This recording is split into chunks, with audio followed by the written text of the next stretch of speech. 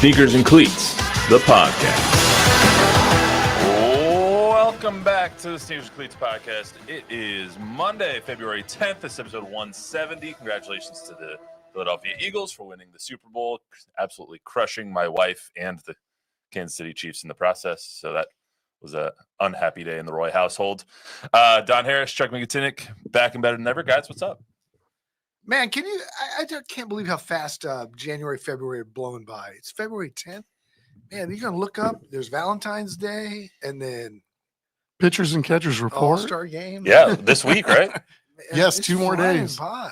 I know. Now I'm turning all my attention to college basketball and just seeing. And sure enough, they were going to have a 1 versus 2 matchup on Saturday. Auburn and Alabama, first 1-2 matchup in SEC history on Saturday. So Wow, that'll be Iron really big Bowl game. of basketball. Exactly. So, yeah, you're right, though. Everything is flying by. We're already at the All-Star break for NBA. It seems like that just started, but here we are. Flying by. Got a lot to talk about. First and foremost, subscribe to the YouTube channel, both News 4 Fox SA. Download, rate, review the podcast version if you're so inclined. Wherever you get your podcast, we're going to talk a lot about the Super Bowl today. Chiefs lost 40-22 to the Eagles. In a game that was not that close. No, it was 34-zip at one point. So we'll hear from both teams what went wrong for the Chiefs and why seeing the Eagles win a Super Bowl for the second time in 8 years shows the massive chasm between them and their division rival, the Dallas Cowboys, in terms of talent and in terms of team building. We'll also get into the Spurs. They've played 3 games with De'Aaron Fox, all of them decided by 1 point, 2 of them not going the Spurs' way. So we'll talk about that, what the team needs to do to try and turn a couple of those games around, especially when they're playing teams like Charlotte. Seeing Luis over here try and do things with his left arm. He just got back from having his shoulder surgery, so he can't really reach up and press one of the buttons. Anyway, so no trivia today. Let's get right to the Super Bowl. The Eagles completely crushed the Chiefs yesterday. I got trivia for you. Let's hear it. How many Super Bowls did the Dallas Cowboys win in New Orleans? They won 95, right? Or no, 78. 78 was the only one they won in New Orleans. Against? The Denver Broncos, 27-10. Super Bowl 12 in the Superdome. They won one other. 95 was in Tempe. 92 was in Pasadena. 93 Atlanta. 93 was in Atlanta, so it would have had to have been the other one. The 68? Super Bowl 6. 71. Yeah. In New Orleans at Tulane Stadium outdoors. Yeah, but the 78 was the first one in the Superdome. Correct. Yeah. The Golden Richards game. Golden Richards received a halfback pass from Robert Newhouse. Super Bowl 6, Mike Ditka caught a touchdown pass from Roger Staubach. Only reason I knew that is because last night I was looking at all of it up, so it's fresh in my brain. Well done. Because I'm a nerd like that, and while I'm sitting there completely tuned out of the game because it's 34-0, I'm like, when was the last time? Also, Super Bowl 12, Butch Johnson's touchdown catch would not be a catch today. The one where he dives over the goal line and drops it. I don't remember that He play. lays out for a touchdown, catches it while he's in the air. He crosses the plane, and then when he lands, he loses the ball. Today, that would not be a catch. So let's hear from both squads before we get into the game too much. For this, you're going to hear in this order for people who are listening on the podcast version of this. It's going to be Nick Sirianni, Jalen Hurts, Patrick Mahomes, and Andy Reid. Tom Guerrero in the house. Shout out Tom Guerrero. Yeah, I think we just stuck to our process. I think a lot of things got blown, kind of 2 and 2. The outside world, we just, has had an opinion on what was going on and everything there, and we just stuck to our process and got better from it. Did some things a little differently, got better from a couple things. I think at the end of the day, you saw this team embrace adversity throughout the entire year. Now, it's hard to say that when you won 16 out of your last 17, but there was adversity. There's adversity constantly. And I think we did a good job of embracing that, the ups and downs of a season, and getting better from the things that we went through. Still processing it. It's been a long journey. It's been a journey of ups and downs and highs and lows. And, I've always stayed true to it in the end, and having this vision of just being the best that I can be, and that evolving over time into this desire and this flame inside to win. And you don't do great things without the guys around you. So the effort, the work, always leaning on that, trusting in that, and trusting the process, and staying the course, and sticking to the script. And I can't make bad plays worse. And I think that's something that you saw today is that there was times when guys aren't open and I need to throw the ball away or check it down and let other guys make plays happen. Sometimes I get in where I want to make a big play to kind of spark us. And that's something that I've dealt with my entire career. And if I don't show that I will take what's there in the game, the defenses are going to stay in the coverages that they're in. And I think they only blitzed like one time this entire game today. So they were going to make me be a fundamental quarterback from the pocket and take what's there. And that stuff I have to get better at. We can learn from this. That's how these roll. Yeah, so we've got a great nucleus of players, and so like we've done before, we work on the things that we're not doing well at, whether it's coach, as a coach or a player, and we all take responsibility for it. And you listen to Pat, you listen to these other guys. That's how they are. They're stand-up guys with it. The coaches are stand-up about it. They did a better job than what we did, and that starts with me. And it's hard to face. It's hard to look at because all the time you spend, but you do that, and then you get better. That's what you do. All right, guys, general thoughts on the game before we get into specifically one side or the other. Well, as we talked about going into it, you didn't want to bet against Patrick Mahomes because he's such a clutch player in the past. But we did say wouldn't be surprising if the Eagles dominated either.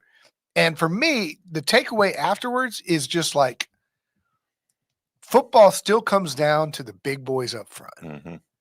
And they only rushed 4, the Eagles, all game long. And those 4 dudes just dominated the Chiefs' offensive line. On the other side, the Eagles' offensive line has dominated all year long. Saquon didn't have a great game, but they did enough to protect Hurts, let him make plays, and the trenches won that game on both sides. And like you said at the beginning of the show, it goes to show you what a great job Howie Roseman has done in building that roster out. I know I cringed a couple years ago or last year when they drafted Jalen Carter from Georgia with like the 7th overall pick. I think. Yeah, this kid should have been the number 1 pick, but he had like a DWI or he was in that racing thing at Georgia. And when the Eagles got him, I just went, oh my goodness. Like the Cowboys have to be really, really distraught because that dude is a dude. And he's got some friends up there too. And they just got after 6 sacks on Mahomes. I mean, their entire defense is basically just Georgia's defense the last 4 years. Yeah, they just Right. they dominated. Chuck, what about you? Yeah, I mean, they have that whole gaggle of players that come from that Georgia winning. Nolan right? Smith, Kobe Dean, Jalen It Carter. really was masterful how they played that defensive line, right? I mean, time and time again, we saw the edge guys not only rush, but hold the edge so that Mahomes couldn't break outside. And then the interior guys would run twists based on which way Mahomes was floating, left or right. For these guys to get after Mahomes that many times, and how many times have we said during these playoff runs for the Chiefs, they just don't beat themselves? Well, they beat themselves yesterday. They had half dozen penalties. They turned the ball over 3 times.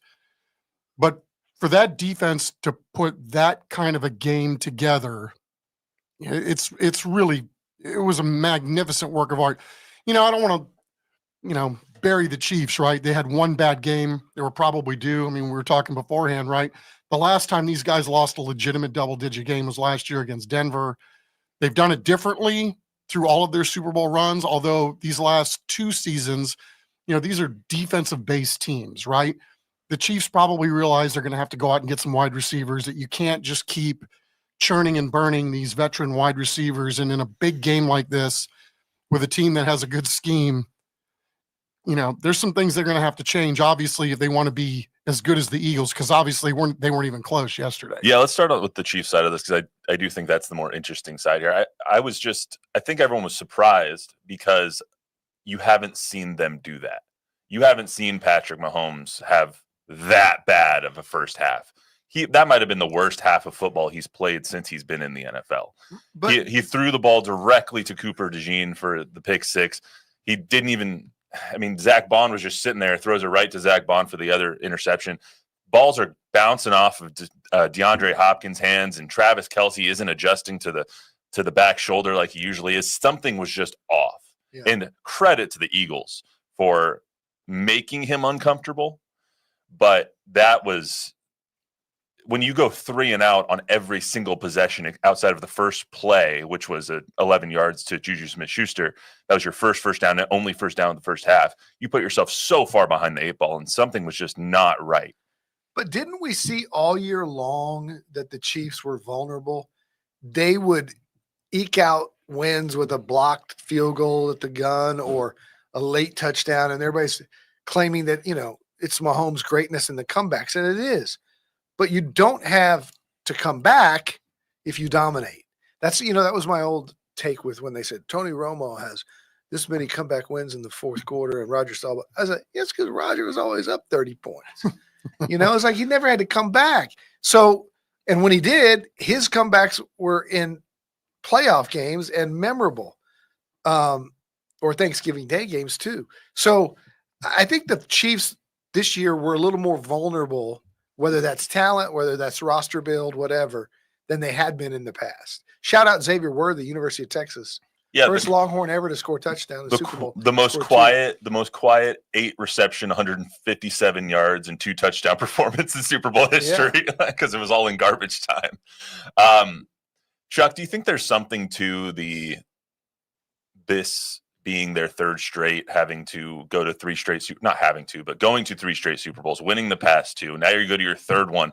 Mentally, they'll never admit this. Whether it's Travis or whether it's Patrick or whether it's Andy, they'll never admit it. But do you think that somewhere it just gets to be an arduous and tiring, exhausting process? Well, I mean, you think about how many extra games they've had to play, right, over this Mahomes Super Bowl winning era. It's significant, right?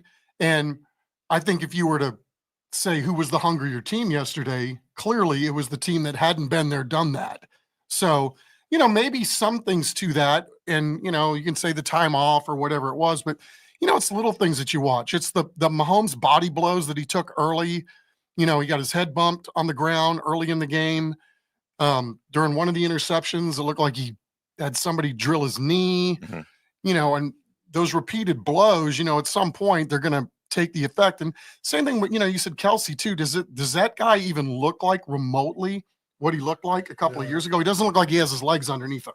Right. He'd be the guy that would truck you. Or, looks like he might retire, right? So, I mean, I don't know if he's going to or not, but I mean, he doesn't look like this same guy. Yeah. I mean, the whole offense just didn't look in sync. And I do think there's something to being exhausted though, because we saw in 96 when the Bills got to their 4th straight, they were done. They just were completely exhausted from doing it over and over and over and over again. And they were aging out. And they were aging out as well. And so were the Chiefs. I mean, Travis is not the same player he used to be, which I think even he would be the first to admit that. But it's so hard to get to a Super Bowl. Yeah. To go back and back and back. It has to wear on you, especially with the furthest or the less, I mean, I guess the shortest postseason run that these guys have had in the last 8 years was to an AFC championship game. I mean, they've gone to the AFC championship game every single year. It has to get exhausting. And I think it looked like it in the first half of the game. Mentally and physically. I mean, the beatings that you take in those playoff games is different than the physicality that you're going to see during the regular season too. So good point. Last time we saw the Chiefs lose a Super Bowl was to Tom Brady and the Bucks. And in that game, they got dominated up front.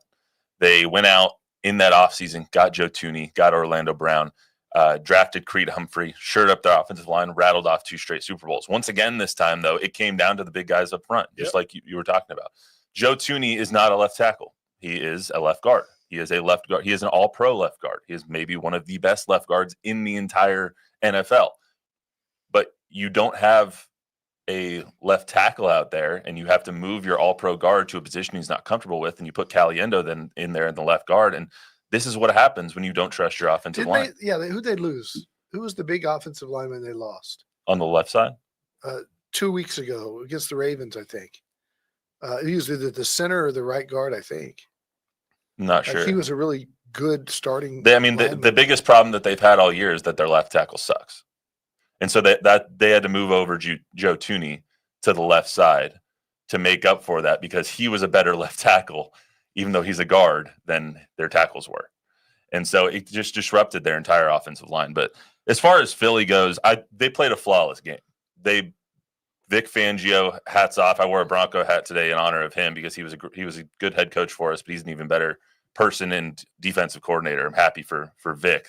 And he called a flawless game, and the players, especially the defensive line, executed it to perfection. It was insane. Yeah, I mean, you just look at the box score. If you would have told Chiefs fans that you would have held Saquon with the postseason that he's had to 2 points something a carry, you would have probably liked your chances, but you can't do what they did on offense, which was not move the ball.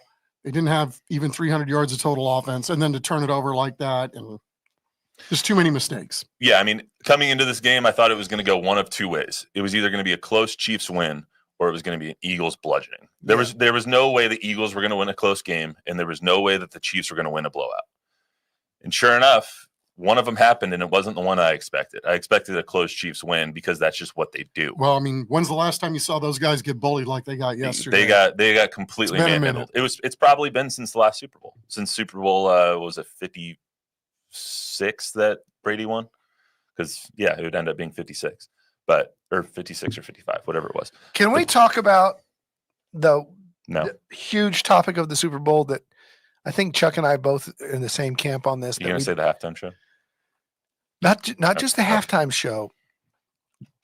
Somebody needs to have an explainer for those of us 50 and over of what we missed. Like, so I watched 60 and over. I watched Kendrick Lamar, and I think his raps are good, and I like his beats, but I have no idea what the beef is between him and Drake. That and what he said with the American flag. And I'm reading all this stuff about Kendrick Lamar made a great statement about America and where it is in the situation. And boy, he killed Drake, and Drake was left hanging out there. And I never heard the word Drake. Well, they've got beef. I know they got a beef, but I honestly, we need to call Jordan up because she could tell you. Kendrick Lamar is not my kind of music, so I didn't even watch the halftime show. I'll be completely honest with you guys. Yeah, but I mean, it's very hit or miss. It's people my age or younger loved it, and people your guys' age or older didn't seem to like it. I didn't hate it. I just thought, and this is not a criticism, I just thought it wasn't for a Super Bowl. It wasn't mass appeal. Like it had its audience, but it left a lot of people out. Bob, what do you think of the Super Bowl halftime show? Didn't watch it. It was a great time to get a bourbon. See, that's what I was doing. And I'm holding out for Gojira to be able to play the halftime show, and then I'll watch, because I generally don't watch them anyway. I'm usually like Bob, going and doing stuff. I just said, again, Chuck's music, great. No massive. You don't know who Kendrick Lamar is? Well, I mean, I've heard of him, but if you ask me what's one song that Kendrick Lamar sings, I couldn't tell you. I have no idea. You didn't watch. I'm guessing you didn't watch the Grammys either. Then no. He won 5, so. But it means nothing. Oh, Gojira won a Grammy. So do they get the next Super Bowl? He won 5 and 1 Grammys.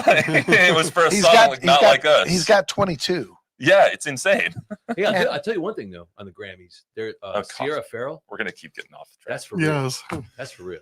Spinning off the rails on a crazy train. Halftime show was a good time for me to get a tequila, just like him. It was his time to get a bourbon. But best commercial, you guys. I thought stuck out above all the rest. What's that? Was Ring the Bell, the Pfizer ad where the kid. Oh yeah. Halfway through that, I was like, "This commercial's amazing." Just halfway through it, I was already. Yeah. I was confused why the University of Wyoming paid $8 million for a Super Bowl halftime or a Super Bowl ad when they can't put $8 million into their NIL. That's what I was confused I didn't about. see that one. I thought the When Harry Met Sally remake was cute. Yeah, that's good. What about you, Chuck? Wasn't there a Silent Bob? I wish Bob would go silent. He showed up in the donut commercial. In the donut commercial with the brothers. So I didn't see that during real time, because usually when it's a commercial break, that's usually when I go to the bathroom. I'm not sitting around, it's just not me. It was not the a first. huge- It was the It's first a break. commercial. I'm not to a huge commercial. I commercial don't care guy how entertaining I it mean, is. I'm there for football, Silent man. Bob doesn't even look like Silent Bob anymore. How about the shout out for Pato Award by Fox though? That pretty was cool. Luis, you got a favorite commercial? Budweiser commercial. Was that just you going to Where the horse to the rolls the kitchen? keg into the bar with his nose. Alien was also kind of cool. Yeah, that's fair. That's Which fair. one? Where the alien gets squashed by the door. Oh, that Alien was gets cute. squashed by the door. Yeah, that's good. I want to talk about the Philly thing real quick before we get to the Spurs. The only thing that I was thinking when Philly was just dominating this game is, wow, the Cowboys are behind. Everybody's behind. That was my only Yeah. thought was, God, the Cowboys are not anywhere close to this, especially us covering the Cowboys as we do. It's like, that was my only thought was, holy crap, they're screwed. So the question is, Ian Rappaport reporting yesterday that there have been or may have been internal discussions at the Cowboys about trading Micah Parsons for a king's ransom. Is trading Micah Parsons the only way that the Cowboys can add enough pieces to kind of start to fix their roster problems? Yes. I think it would be a step in the right direction. I don't know if it's the only way. I think it's the quickest way. I think it's the only significant way. And back when we were talking about this a year ago, did the Cowboys make a mistake? We always said they could sign two of the three probably. Mhm. It's going to end up being CD and Micah instead of it's going to end up being CD and Dak instead of Micah, CD and Micah. I think Philadelphia is just have a great draft, pick up a couple of really great players in the offseason, and it can change. I mean, let's face it, they were great in the offseason. Well, you look at who they drafted too, Quinyon Mitchell. He was heralded coming out of college, and sure enough, ended up making the difference. Cooper DeJean, everyone thought, oh, he can't play corner in the NFL because of his skin color. And he's just not quick He's enough. fantastic. And sure enough, he's one of the best corners / nickel guys in the NFL right now. Orem Burks. The linebacker wasn't even a linebacker. Yeah. The guy they had a linebacker wasn't even a linebacker. They moved him from a Nolan Smith. position. Yeah. Orem Burks is another guy, right? Green Bay, for whatever reason, never really thought much of the guy, even though he was always making plays. And he's, a guy that they have as a swing guy in the middle of their linebacking core. Yeah, they've hit on just about everything. You go out, you pick up Zach Bond off the scrap heap, pay him $1.9 million, and sure enough, he's one of the best linebackers in the NFL, and he's about to make a boatload of money. Shout out high school quarterbacks. From somebody. So, I mean, you just look at how they build their team and how Howie Roseman builds through the draft, but also adds in free agency, kind of Saquon supplements them in free agency. I mean, that one goes without saying. Got to write a check. No bigger loser yesterday than Joe Schoen and Jerry Jones when you look at the Saquon and John Mara. Yeah, and John Mara. After that, Hard Knocks. I couldn't help but think that this will never be the Cowboys until Jerry is no longer calling the shots, because that's just not how he builds a team. And it may go longer than that. Steven may inherit it and do the same thing. So yeah, I'm just going to say, as I've said before, I would have rather seen them keep CD and Micah. I think the money they invested in Dak Prescott is the reason this roster's. To be honest with you, I think where they went wrong was paying Trayvon Diggs. Trayvon Diggs making $20 million a year right now. Go back to do what? Zeke Elliott.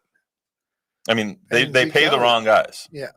So anyway, we'll have plenty of time to break down the Cowboys into their hopelessness over the next few months. But let's get to the Spurs, who are starting to get a little hopeless. They've lost their last two games by 1 point each. Orlando's had a shot in the air by Wemby, clanked off the back rim to win that one. De'Aaron Fox's shot against Charlotte on Friday night was a digit away from winning that game for him. That comes after they blew a really big lead against Atlanta and had to hold on to win that game. So what do you make of the first three games of the Fox era, which are they're 1-2 in with a point differential of 1 point? So I'm looking at this with rose-colored glasses, because as you do, they're not gonna make any noise in the playoffs, even if they make the playoffs. It'd be great to see them get in the play in. And yes, they should have won two of those three. They should have. I think they should have won all three. They should have gone 3-0 in those games. But what we're seeing from Fox is just absolute brilliance in the fact that it's exactly what the Spurs lacked. The plays that he made against Atlanta, the 2 game winners that he made against Charlotte, the one of them didn't count because it was a second late. Half a second. Not even half. 2/10 late. Literally 2/10 of a second late. But the ability to dance that he did to clear with the shot with 11 seconds left was just jaw dropping. And then to find space with 1.4 and get it off, jaw dropping. We're going to see that again in the playoffs next year, the year after. We're going to see the guy. San Antonio Spurs now have a guy they can go to win games the way that DeMar DeRozan used to, the way that Manu used to, where they didn't have that guy. They have him now. He's played 3 games. I'm going to give him some grace. They're trying to figure it out. I think Mitch Johnson, and I don't want to be too critical, but I think it's time to realize that the experimenting is over. It makes me think that this might be a soft tank in that they're experimenting still, which is fine because they want to figure out what they've got. But the experimenting is over. With the lineup is what you're talking about. Steph Castle needs to play 30 minutes a game. And if you're not playing Steph Castle 30 minutes a game, you're doing a disservice to the team. Whether that's starting, my starting lineup would be Fox and Castle, Vassell, and either Harrison Barnes or Sohan, and then Wemby. But when you're starting Chris Paul and Fox together, no matter how it shapes up, Castle's getting less minutes. And I think Castle needs to play more.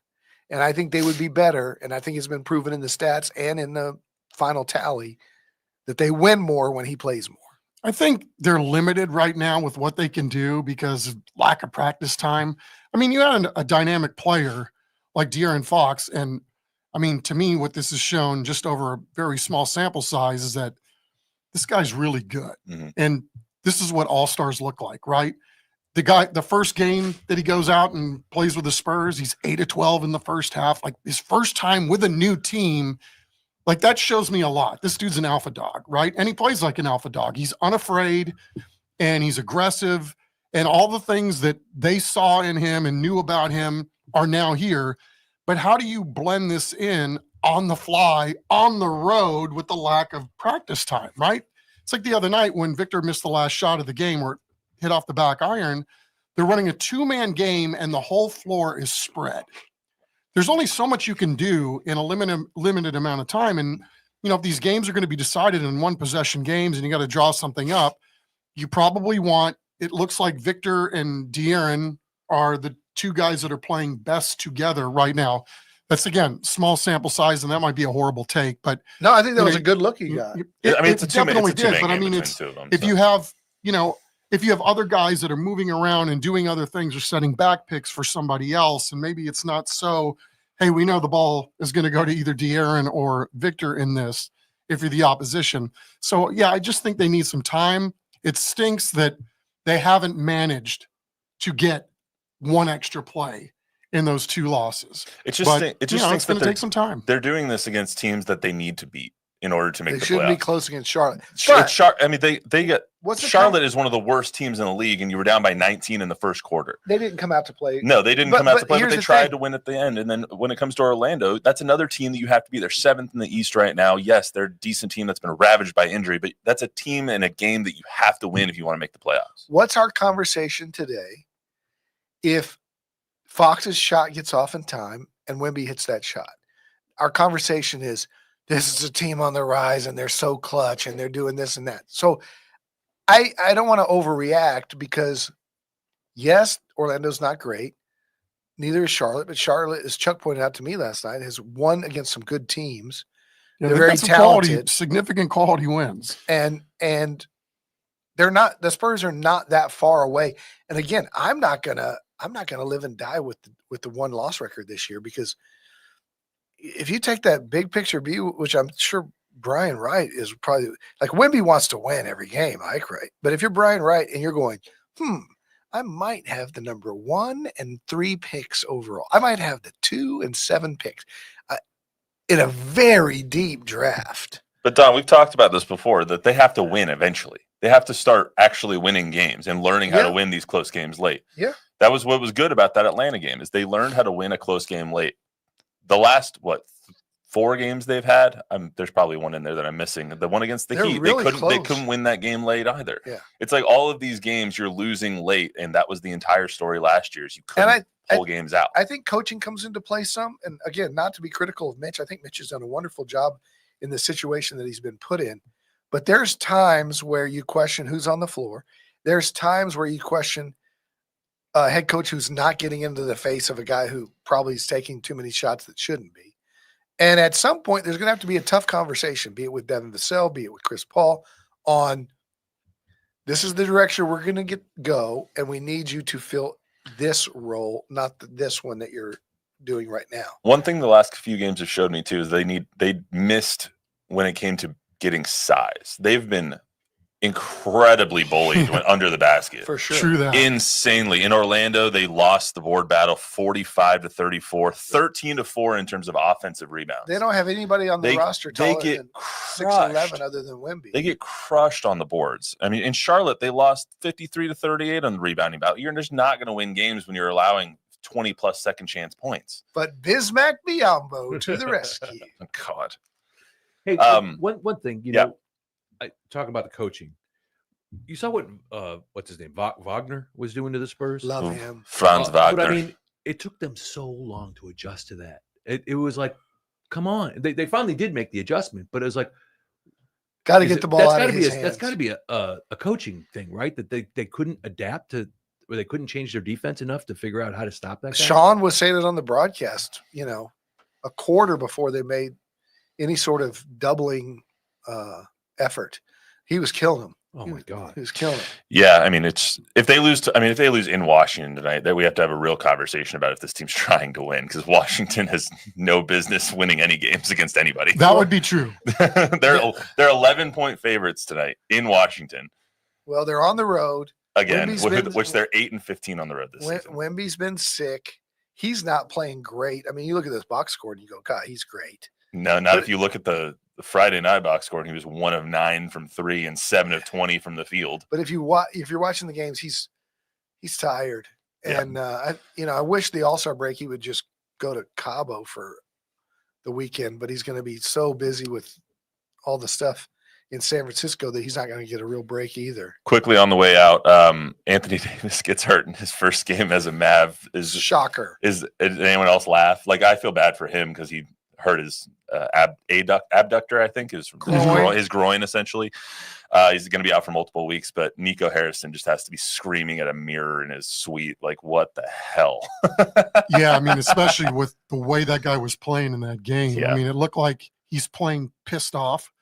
And, maybe this is what he needed for his career. But, yeah, it's sad that, this has been the knock on AD is that he's never available. Anthony Street Clothes Davis. And speaking of playing pissed off, give me a stat line tonight for Luka Doncic in his Lakers debut. 22 points, 14 rebounds, 12 assists. Pretty good. Yeah, I don't know. I mean, you're looking at the standings. I was a little surprised that the Lakers are in as good a spot as they are in the West. And then to make a trade like this, it'll be curious to see what they do. Is he going to play? Yeah, he's playing tonight. This is his first game. 9:30 tip. Okay. I think that he goes for 40 and that LeBron just feeds him all game long. LeBron's going to end up with 10, 12 assists, and Luka's going to go for 40, 50, be like, yeah. But he's been hurt. And then he's going to get on a scale and be like, I don't know what that says. After the game, he's just going to say a big F you to Nico Harrison. That's all we got for today on the Sneaks Cleats podcast. Congratulations once again to the Eagles, and to my wife. I will never have to bring the Super Bowl up again. I'm sorry. That's all we got for you today. Fly, Eagles, fly. Fly, Eagles, fly, I guess. No, the good thing about it is I didn't have to hear Red Kingdom 4 times last night. So that was one of the best parts of the Super Bowl. Let me give you one real quick sobering thought. I did a career day Friday with 4th and 5th graders. Shout out Montgomery Elementary School. And at one point, the teacher looked at me and I said, when were y'all born? Oh, God. Okay. And these kids said 2014, 2015.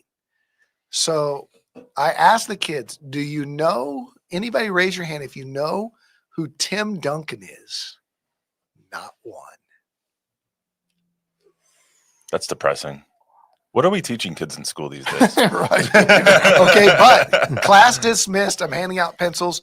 This little boy walks up to me because they were real enamored by the fact that I had interviewed these LeBron and these people and stuff. So the kid walks up to me and he goes, "Mr. Harris, do you know George Gervin?" And I just got goosebumps. I was like, they don't know who Tim Duncan is, but this kid knows ice. And I was like, how do you know who George Gervin is? He goes, my grandfather is his friend and blah, blah, blah. And I was like, yes. You should have pulled out your phone and been like, yeah, here's George and I taking a stroll down. Yes. Anyway, But yeah. Yeah, the They fact that weren't alive no one knows who Tim for Duncan Tim's is. career. That's stupid. Now you're making me feel old. I'm the youngest one in this room by like 3 decades. That's all we got for the Sneakers and Cleats podcast. Remember to download, rate, review, subscribe, give us a 5-star rating, tell a friend, tell an enemy. We'll be back on Thursday. See you then.